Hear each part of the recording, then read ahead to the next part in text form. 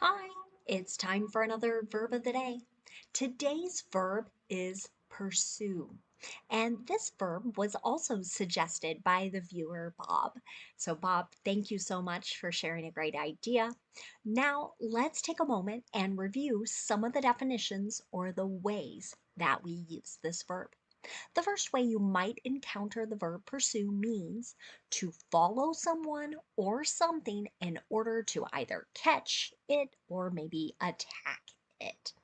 So you might have your mind go to kind of car chases in movies. You might actually even hear this particular verb be used to describe what's happening.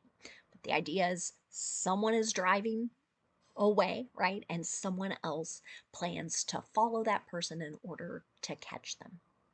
A second way pursue gets used can mean to seek to begin a romantic relationship with someone in a rather persistent manner. So when we think about this particular definition, we don't mean one person says to another, "Hey, would you like to go out one time?" right? But there's sort of repeated efforts in order to try and start or begin a romantic relationship, kind of repeated, right? A third way we can use the verb pursue means to seek to accomplish a goal. Generally, when we use this, we're thinking of a long term goal, something that's going to take a while to achieve, not likely something that can be done in a week or a month. A fourth way to use the verb pursue means to continue or proceed along a path or a route. So, again, you might think of uh, walking a particular trail. And again, we might say we're going to pursue this path, right? We're going to follow it as we hike or move around. A fifth way you might encounter the verb pursue means to engage in an activity or a course of action.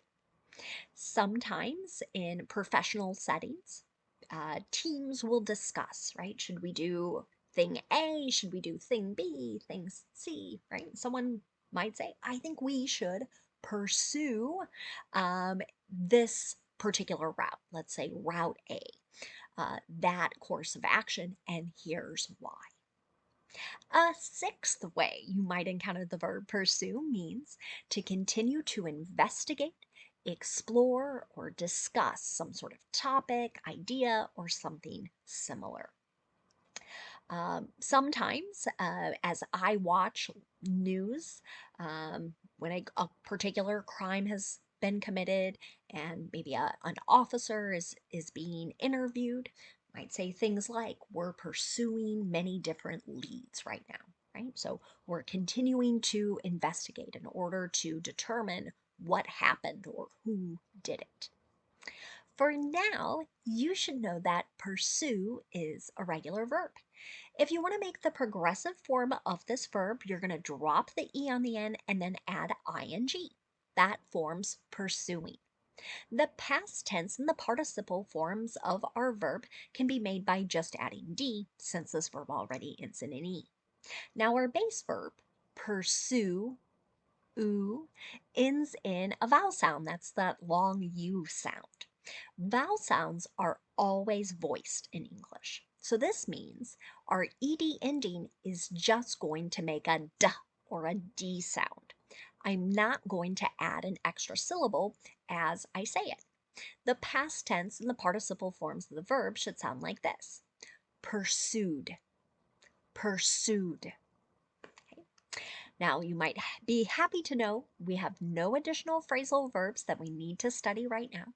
So instead, we can move on to a little verb tense practice. Today, I thought we would review the past progressive and the imperative. Let's start with the past progressive. Now, some teachers, textbooks, and even other YouTube videos will refer to this as the past continuous, and that is just fine. It means exactly the same thing. In the past progressive or past continuous, what we're talking about is an action that was ongoing or an action that was continuing during some period of time in the past.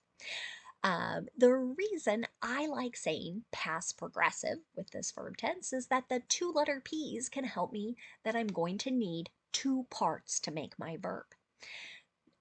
In the past progressive, we will be using a past form of be, and there are two forms of that in the past tense, and then we'll be using the ing form of the verb. So let's talk about how we make sentences in the affirmative. To do this, we will again pay attention to our subject. If our subject is I, he, she, or it, you're going to use was and then the ing form of the verb. But if your subject is you, we, or they, use were, W-E-R-E, and then that ing form of the verb. Let's look at an example sentence. The 19-year-old was pursuing his professional baseball dreams when he tragically died in a car accident. Okay, so this is kind of a sad example sentence. I'm sorry, perhaps to bring our thoughts and feelings down here, but this is an example of how you might see this. So that idea of kind of going after a goal, trying to achieve a dream. Here, this person dreamed of playing professional baseball. And he was engaged in that activity. It was ongoing, and it was interrupted by this very sad accident and his death. Now let's talk about making negative sentences in the past progressive. Again, pay attention to your subject. You will use either was not and then the ing form of the verb, or were not and then the ing form. Sometimes people will combine was not into the contraction wasn't, or were not into the contraction weren't. You can see this in my example here. Kids weren't pursuing careers in manufacturing, so we created this program to expose them to the variety of jobs that exist in this field. I saw a quotation rather similar to this, right? So, what we're describing is kids were not on this plan to work in this particular field. I think it was more of a regional program. This is not worldwide or even just United States specific. But in this particular community, people who had really um, enjoyed their careers were sort of sad that others weren't being exposed to this. So um, they created something to get people excited about following this path. Now let's look at making a yes or no question in the past progressive. To do this, all you want to do is start with was or were, whichever form matches your subject, that subject comes next, then use the ing form of the verb. Here's another example. Were you pursuing a new job? Sometimes when people announce they have a new position, many people can be a little shocked, right? This is another way of saying, were you looking for? Were you investigating, trying to follow kind of this possibility? Sometimes these opportunities, we say, just fall in people's lap. So they might not have been looking, but they were nonetheless offered a new, exciting opportunity. Now, let's talk a little bit about the imperative. The imperative is rather unique in English because we don't have a stated subject. All of our sentences can begin just with the base verb or the negative form of our verb. We don't have any yes or no questions because the imperative is giving a command. We're telling either one person or two or more people to do or not do a particular action. So I mentioned earlier in the video, you might think of like a car chase in a TV show or a movie, right? Someone might say, pursue them, right? So that's that idea of like chase them, follow them. Okay? And just to note, you can always add please at the beginning of an imperative sentence or please at the end if you feel like it makes things a little more polite and um, because sometimes this can feel a bit awkward for people that they're telling someone else to do a particular action. Now, a please here would be a little out of the ordinary, especially if we're thinking of kind of like an action-packed sequence, right? Please just takes too much time, right? So someone's giving this command because they want it done quickly. Now, if you want to make a negative imperative sentence, you can begin with do not and then the base verb, or don't and then the base verb. An example of this: don't pursue this matter any further. Might be going back to our last definition of investigating, looking into something, right? Someone is essentially saying, stop. We're not going to follow or try and push this further. Now, let's spend a moment talking about some words that are related to our verb pursue. And the first word we're going to talk about is the noun form of this word. We have the noun pursuer, right? That er suffix generally tells us this is a person or thing that does the action of the verb. So a pursuer could go back to any of those 6 definitions we discussed in the beginning of this video. An example is here. She had many pursuers since becoming single.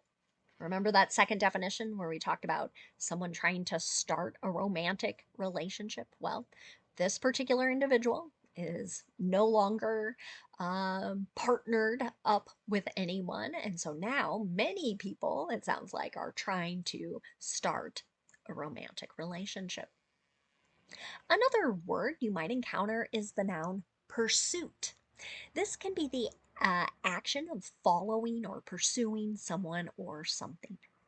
An example of this: we have been on a pursuit to find the perfect Halloween costume, right? So, the idea of kind of following, going place to find um, a costume. Now, a second way you might encounter this noun used is very specific to a type of sport. It's a bicycle race in which competitors start at different parts of a track and then they try and ride so fast that they overtake one another. An example of this meaning in a sentence would be: the U.S. women's team pursuit squad beat New Zealand for gold in the Paris Olympics. Okay, so this is a particular Olympic event.